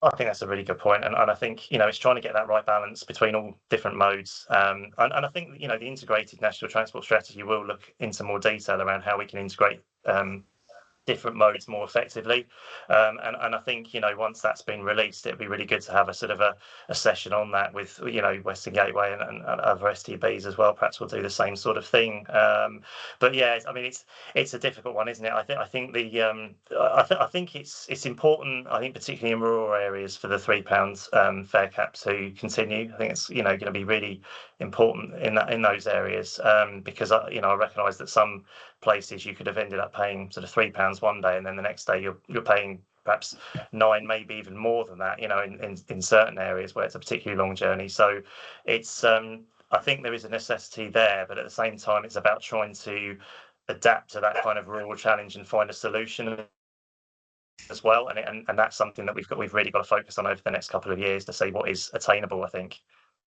It's an urban challenge too. We've got a quick last one from Tim, and then Matt will be ready to move to you. Thank you. Yeah, Ben, just about the money that's been put aside. I know there's a focus on roads and fixing potholes and all that kind of thing, but certainly in the region that I represent, there is a huge amount of infrastructure that's coming towards end of life, particularly bridges, and obviously those sorts of things, if they are out of commission, have a massive impact on transport across the region. So was there any money set aside specifically for that kind of infrastructure renewal? I mean, the Major Road Network 2 programme. So I think there was an announcement on gov.uk, I think it was last week, where it sort of said £1 billion in total, and it made reference to the Regional Structures Fund. Now, from what I can gather, and we're trying to finalise this at the moment, but from what I gather is around about 500 million for the Regional Structures Fund, and that is for that very purpose, to look at specific bridges, and structures that are suffering. Because I think it was reported that it was something like 3,000 structures, I think, from memory, that are under pressure or are in need of repair across the country, and that is an awful lot when you think about it. And the problem is, I think a lot of these were built at the same time or at a similar period, and they are becoming towards the end of their shelf life, as it were, and there is only a certain amount that you can do to sort of maintain those over time, and sometimes it needs a sort of longer solution. So we don't know the details of how that's going to be sort of allocated or spent at this stage. Again, that is something for the sort of business plan period, and may take slightly longer, I guess, to actually kind of get the sort of conditions around that out there. But I was certainly, you know, really enthusiastic when I read about that, because I mean, certainly on a number of the visits that I've done in the southwest region, and also a number of the drives that I've done with National Highways as well, it does show that there are a lot of bridge structures and infrastructure that does need, you know, significant attention. So I think, you know, it's a really good positive message for that one. Recognise that it's probably not going to address everything, but at least it sort of allows people to put kind of something in priority order and sort of say, well, okay, this is something we need to tackle in the short term, and these can be perhaps left a little bit longer. So yeah, I think, as I said, you know, it's going to be important to wait until we get the finer detail on that one. But yes, there is some, you know, designated funding there, so that is good news. Ben, thank you very much. Before I move to Matt, can I ask Heather if she could join us on screen? If she's still there. Thank you, Heather. And Ed Plowden. Oh, we've lost Ed. Ed, I think you had a question that you were going to put to Heather, but actually, in light of what Tim said, you might also want to put to Ben from DFT about capital works and whether people return it to the status as it was or the status that the future needs. Well, I think we've been quite successful in a number of the bids we've made to some of the maintenance funds to actually make the case that it goes back differently and with more active travel or bus lanes or whatever it is. And I think that's something we're always looking to do, and something that's been recognised in some of the funding we've had. My main concern at the moment is we've been working with National Highways, so hello Heather, and looking at the M32 refurbishment. It's going to take many years. It's you know, a viaduct that goes through central Bristol. We really appreciate all the stakeholder management that National Highways are doing. It's going to cause a lot of issues over a number of years for the city of Bristol. But there's a real concern that National Highways are saying we're going to do this for however many years it is, and then put it back exactly the same, and then you can do what you want with it. At exactly the same time, the West of England Combined Authority is modelling approaches to change the M32, to maybe repurpose on what it will do. And I've just been told in the last week or so at a briefing that National Highways, some of their fundamental objections to this have gone away thanks to the modelling, which is a great thing. But the real frustration is National Highways, and it's very hard for me to tell if this is the sort of thing that I used to do when I was a transport project manager in protect the scope of my project, but they're just refusing to do anything but put it back the same. They're basically saying, yep, whatever you want to do, that's fine, but you do it after us. And I think there's a real opportunity to dovetail some the emerging plans with WECA with the kind of emerging plans of National Highways, who are still investigating the condition and exactly what needs to go into the contract, is my understanding. So I took this up with Richard Leonard informally after the last of these meetings, and he asked me to write to him. So I wrote to him and Sean Walsh, who's a more local contact, on the 12th of May. I had no reply or acknowledgement to that. I think the public would expect us not to be siloed and to work together. I think there's actually an opportunity for us to work together to think about whether or not some of our future plans could actually be part of the traffic management solution to what National Highways are trying to do to minimise the disruption. Some would call it chaos, but I'm not going to get too over the top about this.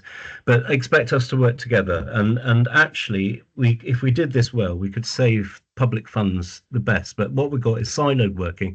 I find it really difficult to explain it to my colleagues who are the ward members along that corridor, and I'm going to find it really, really hard to explain to the public without sort of exposing our differences. That we're actually the way that National Highways is treating this is it's our project. You back off. You can do whatever you want later, and that may actually cost us more money and be silent. And I'm sorry. I tried to start with a really positive, thing for National Highways. They're doing excellent stakeholder management. The project team's working really well. But I think at the next level up, we really need to start thinking about what that corridor does for the West of England region, you know, the WECA region, and how we can work together to actually do something really exciting, maybe join even the traffic management, but certainly not to put it back the same. And actually a lot of what we're trying to do is maybe just make more space for buses, and it really wouldn't be much more than just changing the paint around. And the idea of doing all this modelling, waiting a number of years, and then just burning off a load of paint and putting it back differently just seems absolutely absurd. But Ben and Heather, the question for you really is, how do we move away from that, putting it back as it was?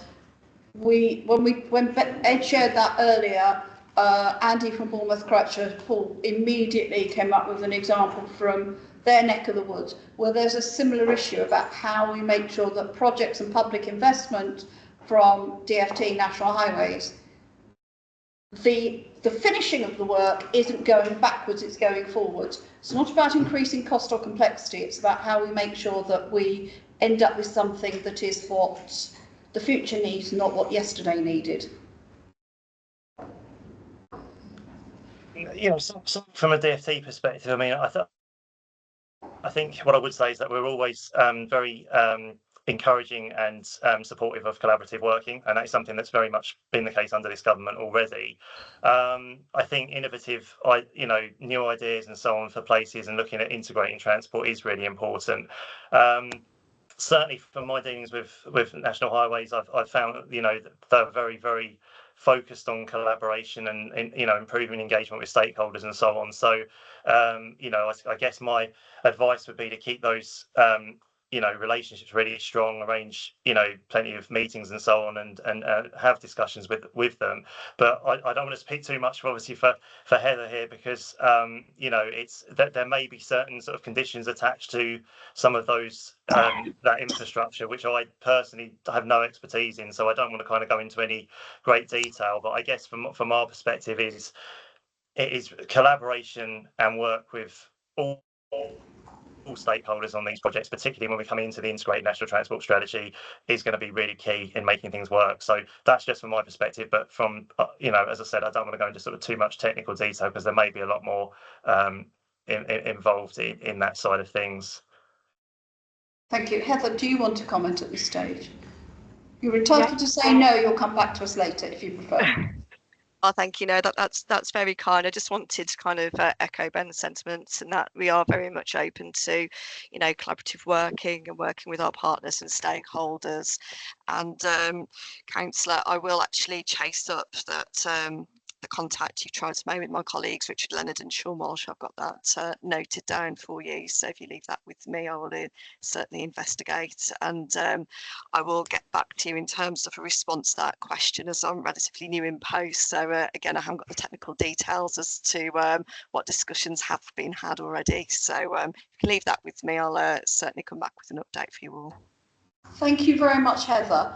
And thank you, Ben, for your contribution. What I'm now going to do is ask Matt if he wants to introduce. That gives Heather a chance to take a deep breath, and then we'll come to Heather. So, Matt.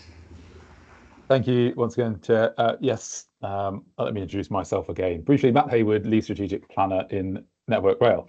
Thank you also to James for talking through some of the rail bits that we're working on jointly. I'll pick up one or two of those, but only very briefly. And indeed, I'll pick up one or two of the points that Ben made as well.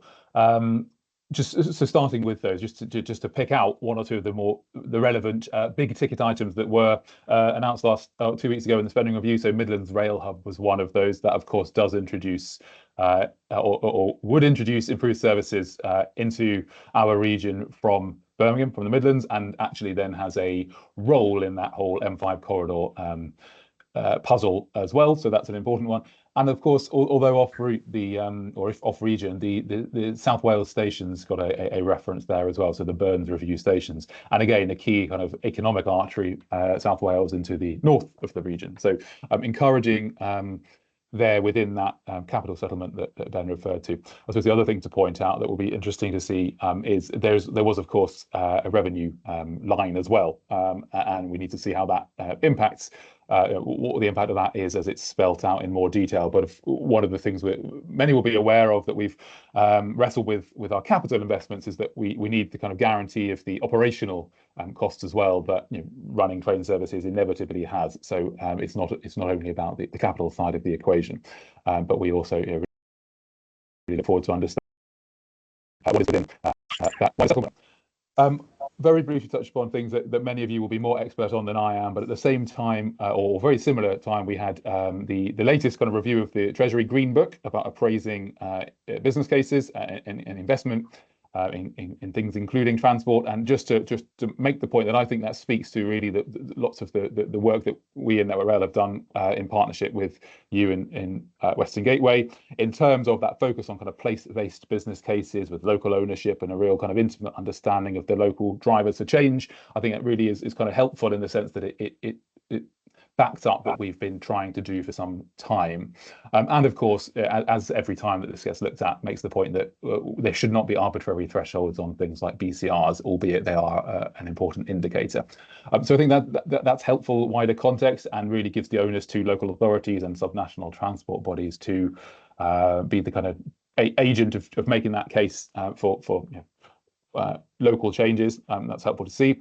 And of course, the infrastructure strategy as well was an interesting read. So one of the things that did was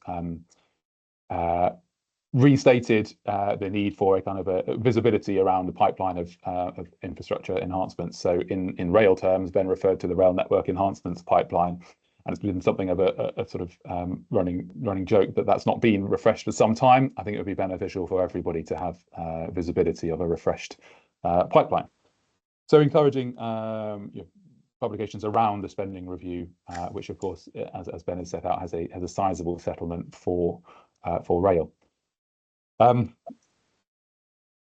often give a very brief flavour of kind of the national picture on the railway at the moment, and I'll just do that again very briefly. So we've seen very strong growth in the last 12 months, so continued very strong growth, around about 10% in both revenue and journeys in that time period, which is really encouraging. And actually what's been apparent over the last 12 months is that commuting journeys have been the dominant factor in that. So a slight change in pattern and sort of reflecting the kind of return to the office that continues across the economy. We try not to compare too much anymore to pre-COVID, but it's still very tempting to do that. And we are essentially at 99% of journeys across the rail network compared to pre-COVID. So that's a kind of an interesting metric in itself, and in a sense says that although in some places the pattern is slightly different, we've now got the same problems that we were setting out to ponders in sort of 2018-19, which is an interesting way of thinking about it. And I tend to think it's worth reflecting that whilst we have seen changes in patterns, and particularly weekend travel and leisure travel, Monday, which is the quietest day of the working week, is still busier than a Saturday and still brings in more revenue as well. Some of that, of course, is a function of service levels at the weekends as well. But whilst lots has changed, lots remains the same, and very much, underpins the need to continue thinking about investment in the network so that it can support what communities and regions need from it. So James covered briefly the Dorset and the Tisbury business cases, really encouraging progress there. And as James mentioned, it'd be good to bring those back in a little bit more detail. He also mentioned the Westbury additional platform bit of work that we are soon to collaborate upon, and referred very eloquently to why actually that is a really important part of the rail network in the wider Western Gateway area, and of course has its genesis, or at least most recent genesis, in our Wiltshire study, which again sets out, if it's not too grand to claim this, something of a place-based case for change. So we look forward to getting that work started. Some of our priority work streams across the piece, the M5, supporting that M5 corridor work has been referred to, and we are delighted to scope up a study of our own that is a complementary piece of that kind of multi-agency, multimodal picture. So looking forward to starting that. We will be doing so echoing some of the work that we've done around Southampton. We'll be looking at Poole and the Poole in the Poole area strategic study, and part of that will be spatial and the way in which potential improvements to the way to the rail offer in Poole actually might dovetail with some wider spatial opportunities. There, we know from our Dorset work and from anyone who's used the railway that we've got some long-standing, fairly significant challenges in and around Poole, but actually maybe there's a more sort of creative way to think about how we can resolve some of those in the future. We're also further to the north of the region going to look again as part of actually just making sure we have a good sense of our expectations for passenger demand across the region, in particular in light of the NPPF revisions to housing targets. We're going to look in particular at the Bath-Bristol corridor, where we know that there are changes as a result of that new method, and we are sort of, I suppose, straining at what the current level of capacity that the system can offer. And again, whilst needing to think about quick wins, if you like, we also need to recognise that setting out a 20 and even 30-year strategy still is important, and if not us, then whom? So it's important not to constrain ourselves too much by the next few years and the current sort of climate.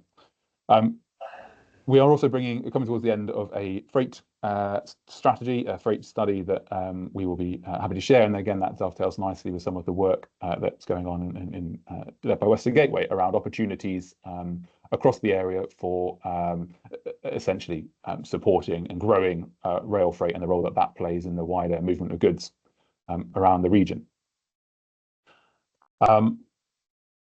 There's been some very recent worth pointing to the benefits of recent investment. So many of you have seen may have used the new forecourt at Salisbury Station, which is very recent, recently completed, officially opened I think this week, which was exciting. I'm afraid many would have also experienced some inconvenience of late with the Severn Tunnel closure to do some essential maintenance in there, which whilst disruptive was handed back on time and has now installed a new asset there that should be reliable and resilient and the kind of the ongoing business of the railway, if you like. And the question was raised about accessibility by David. I think you made reference to the proposed, or what is called the accessibility roadmap, was the National Rail Accessibility Strategy. That was initially set out in the Plan for Rail, the Williams-Shapps plan, and has, I suppose, gone through a bit of change of government, but is now the accessibility roadmap, and I believe government has set out will be published this year. That is so Network Rail has been involved, GBR transition team has been involved, but it isn't a Network Rail product, if you like. But one thing I know that has been very useful already was a very comprehensive audit of facilities across the network. Now, that in itself, of course, is not action or implementation, but actually understanding of the baseline is very important. But clearly, locally, we've been very keen to support member authorities in understanding where specifically we can make improvements to the network to accommodate all of our passengers. Historically, you'll probably know that there's been specific funding for accessibility has been through the Access for All Fund. And that most recently has been limited to development, so feasibility for improvements only. We cultivate maintain a list of station priority list where accessibility is paramount, and then as we need to prioritise on things like patronage of the station and the severity of the issues and things. But of course, it all requires funding, and they can be. I think we need to increasingly think about what the sources of that funding might be. But as I've said, historically we've looked to the Access for All Fund, which at the moment is limited to development of certain stations in the region, which we talked about before. But I think we've got Stroud, Dorchester, I'm afraid Castleperry. I can't remember a couple of the others, but you'll probably be familiar with those. So I appreciate that is.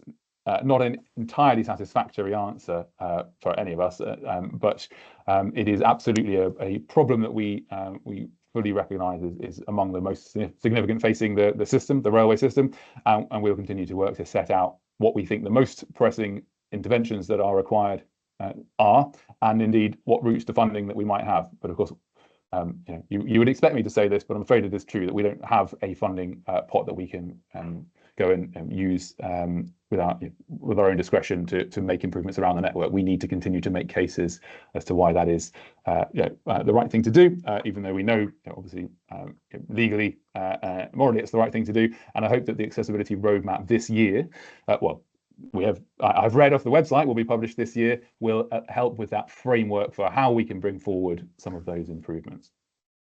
Matt, thank you. Sarah. Yeah, Councillor Sarah Warren from Bath and North East Somerset Council. Sorry, you said something about the Bath to Bristol corridor and some changes, but could you say more slowly what the detail is? Yeah, of course. Yes. So we've, speaking with James and others across the route, recognised that the National Planning Policy Framework set out a different method for establishing housing targets. We want to understand what the impact of that would be across Western Gateway and indeed across the route. And within that, we think there are particular areas where that change might be more significant, and it's been flagged to us. And I'll be the first to admit this is not my home territory, if you like. That the Bath corridor and into Bristol might be one of those where it's worth looking. On top of the fact that we already know, as I've said, that we're probably looking at aspirations in excess of existing capacity. So we already have a pressing issue where we need to be able to set out how we might accommodate all of the things people want from that bit of railway.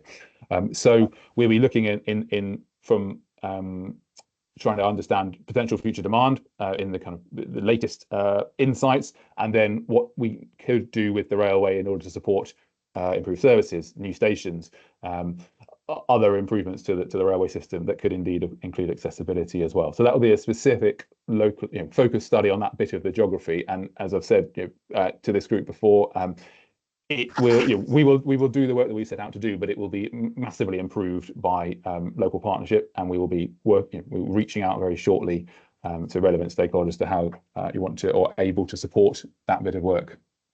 Thank you. And that will include the UAs as well as WECA, I hope. We can be guided. So yeah, we will certainly start with with Western Gateway itself, which has proved a really fruitful level of authority for us to work with. But yes, certainly in a case like that, absolutely, very happy to engage as many stakeholders as wish to be involved. It becomes important because, of course, it's the unitary who are responsible for the housing allocations. Yes. Yeah. Thank you very much. Any other questions, Tim? Sorry, me again. Matt. Anybody who travels on our local railways regularly will know that there are massive issues with overcrowding at certain journeys, certain times of day, especially cross-country journeys and that kind of thing. With the change of government and the new approach to Great British Railways and all of that, is there an ambition to sort that out, to increase capacity on our trains individually rather than get more trains running, which is obviously more difficult because you haven't got the space? But has that been talked about? Yes, yeah, thank you, Tim. Good question. And I did see David with the thumbs up there. I mean, it's a well-known and understood issue, and that is why Cross Country have agreed last year a process of refurbishing the trains, taking new trains into their fleet, and gradually stepping the service up as well. So just in May, there were changes to the timetable that have delivered more seats into Bristol. So some 5-car trains instead of 4-car trains, and I think an extra service. But I think if my cross-country colleagues were here, they would accept that there is crowding across their network, and that is why they have they've been given authority to bring in some new stock, but of course creating capacity on trains essentially means lengthening those trains, and that is not something you can do by sort of buying and building a new carriage here and there. So it's with the existing fleet for any operator, but we know that the Voyager fleet that Cross Country use, they are limited in nature and have other kind of calls upon them as well. And of course there's a cost associated with the operational cost associated with it that needs to be signed off, etc. So the business case for that Cross Country set out for lengthening was approved, and that's the plan that I've referred to, and we will see increases in services across the region continuing through December as well. But longer term, I think that across the patch, and particularly around the Bristol area, we are going to see increased passenger growth with today's fleet of trains, and that means that we need to be thinking about what an appropriate replacement fleet of trains looks like. I made the point earlier on about the diesel fleet having around about 10 years of life expectancy left.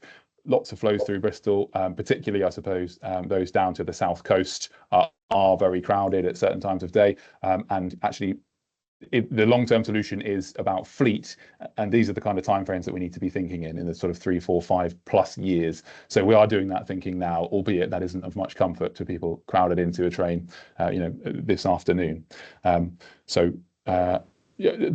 pain is felt, and as I say, there are plans afoot to mitigate that as best we can with current resource in the industry. But ultimately, whilst it's a good news story to see demand returning across the network, we do therefore need the kind of investment plan that is built around rolling stock to accommodate that demand. Matt, thank you very much indeed. We've got 2 items. I think that's it. There's no more questions. Thank you very much for being here. We've got Heather, to welcome Heather to her first presentation with us, and then I simply failed to manage this meeting. We were doing brilliantly and we've just derailed because we've all had so many questions, which is fine.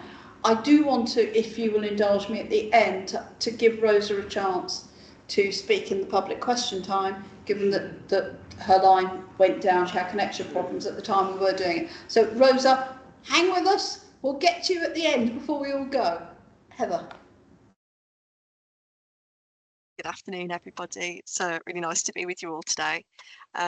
Okay, I was just going to start off with an update on the spending review, which has already been discussed. So there was little in the way of detail on the SRN in the spending review, other than the headline SOFA figure of the 24 billion, which is to maintain and improve the SRN and local roads. And this is covering the period between 2026 and 2027 up towards 2029, 2030. So the goal is basically to improve the long-term condition of the road network, leading to faster, safer and more reliable journeys. But it is worth noting that the RIS period will cover up to 2030, 2031. But we expect details to be confirmed as part of the RIS setting process, which is underway, and that's expected to be published later in the financial year. The work that we're doing on the RIS setting process is just building on the work that we've already undertaken with yourselves previously, and all that engagement work that we've already done. So we're certainly not starting from scratch, but there will be sort of definitely ongoing sort of departmental discussions on the specific investments that's going to be contained within the RIS. So the RIS will set out the priorities from government to make decisions on key infrastructure asks, but it's good to see that in the spending review submission, that it's there, and that from National Highways that we appreciate the ongoing engagement that we've had with yourselves and the support in sort of making the case to government in that. Just going to move on to some updates for you on the network. So you'll be aware that at the moment we've got a 7.5 tonne weight limit on the M48 Severn Bridge. So we've had the weight restriction in place for nearly a month now, and since the implementation of the weight limit, we've been working with key local stakeholders, including the police force. There's been a police presence in and around the M48 Severn Bridge, which is part of Operation Wolverine. This is a targeted activity stopping goods vehicles over 7.5 tonnes from crossing the bridge and enforcing the new restrictions. This operation will be continuing over the coming months, and we remain in regular contact with the police and local highways authorities, as well as being in contact with the Traffic Commissioner and the DVSA. ANPR cameras have now been installed at either end of the bridge, and the decision to implement this weight restriction is not one which National Highways took lightly, and it's in place for safety reasons to ensure the long-term viability of the structure. Collectively, we're therefore taking any breaches of this weight restriction very seriously. But moving forwards, we have a dedicated team working on the medium-term solution as part of the steering group, inclusive of key local and national stakeholders. We'll be meeting monthly to ensure that any interventions are as effective as possible. And out of this, a monthly newsletter will be circulated so that we can keep you all informed. we're acutely aware that over the next sort of 12 to 18 months we need to be open and approachable as to likely solutions and implementation dates, so that you can all make informed decisions. But if anybody on this call would like to be added to the newsletter distribution list or like further information, you know, please let me know and I can get this arranged for you. And also, if you'd like somebody from our team working on this, you know, they'd be more than happy to provide a detailed presentation on the restrictions and plot the future plans. I'll just provide some scheme updates for you now. So on the A417 missing link scheme, I'm pleased to announce that work is progressing really well and the scheme will be open for traffic in spring 2027. We've begun lifting in the bridge beams for the Gloucestershire Way crossing. BBC News have actually provided a little article on this on their website, which contains kind of a short sort of video, which I can share in the chat for you momentarily. It's a nice little watch. But we're currently in our offline construction phase for the scheme, and we're developing our comms and engagement plans for phase 2. So phase 2 is due to commence at the start of next year, and that will have a greater impact on the existing roads. However, our aim is to always keep the road moving and disruption to a minimum. Further work to finish the scheme in its entirety includes sort of planting and landscaping works, which is to continue up until the end of 2027. We're aware as well that members had had a site visit previously in April, May 2024, but we'd just like to extend sort of another invite to view the scheme, as we'd just really like you to see the opportunity of how this particular scheme is being built in a really environmentally responsible way, and you'll be able to see some of the initiatives we've done, such as, you know, early tree planting to ensure that they're quite mature by the stage when we get to the completion of the scheme. So that's something which I'm happy to, you know, look into further for yourselves. Right, in regards to the A303 Sparkford to Ilchester scheme, the road was open to traffic in October, with our open for traffic events actually in November. Work continues on the local roads and landscaping, and we anticipate these works to conclude in the autumn period. But we have been working on a map to show local bridleway connections in relation to this scheme. We've been in discussion with the local bridleway association, who've been very supportive of the improvements. That's a nice little good news story. And one final update is on the A432 Badminton Road Bridge. The demolition of the old bridge went smoothly in March. Piling works now ongoing, and we're on schedule to begin the beam lift in late October 2025. This will require a further weekend closure of the M4 by I've been informed that will be the final closure that's required as part of this scheme, and the scheme is on target for its open to traffic date of spring 2026, with full completion work to continue later into the year. And that concludes our scheme updates for you. Heather, thank you very much. Do people have questions at this point? Or are we running out of energy? I think, Heather, thank you ever so much for that as an update. I think that takes us to AOB, in which we've got Rosa's question. Rosa, you very kindly put your question in the chat. Are you comfortable if you get a reply? It's about specific routes. Are you comfortable if you get a reply after the meeting in writing? I will take that as a yes, unless you speak very quickly. Apologies, yeah. I'm still in transit and I'm having trouble. So yes, I'll be happy to receive your reply in writing. Thank you very much. Thank you for everyone's appreciation of my situation today. Rosa, I'm sorry we've run you to the end, but because of the connection links and because of the emails not getting through to people. So thank you, Rosa, and we'll get back to you in writing. We don't normally have AOB. There is an outstanding request there to people to indicate to James outside of the meeting if there are items for future agendas that you want us to include. The only AOB I would like to raise is I think we should minister our thanks to Amanda Rigby, the outgoing chair, for her work getting us through what wasn't entirely an easy year. It was a year of great change. Unless there's anything else that people need to do today. Yeah, can I just say, everybody knows that Andrew Wickham died, the MD of Skills South Coast. I think he made a tremendous amount of effort in bus services across our region, Wiltshire, Somerset and Dorset. His funeral was on Friday in Dorset. But he was a real, just a real champion of public transport and a real champion of public bus services and coach services across our region. Can we record that? Maybe do a quick note, before Friday. Thank you. If there's no other business, Hannah. Not sure if I'm allowed to, but I was just wondering. You're going to anyway. I'm going to ask you, but I don't know anyone else listening from this, whether we might be able to extend that thanks to the other board members who, through political changes. You're absolutely right, yes. But people will be happy that we extend that to the other board members, either because of changes within their authority or because of electoral change are no longer with us. Thank you. Just a point of admin, I know I mentioned to James and to Alan on the call, with the new membership of the committee, will we be getting in touch with people about whether the timing in the week works for people, whether there might be alternative timings that might work?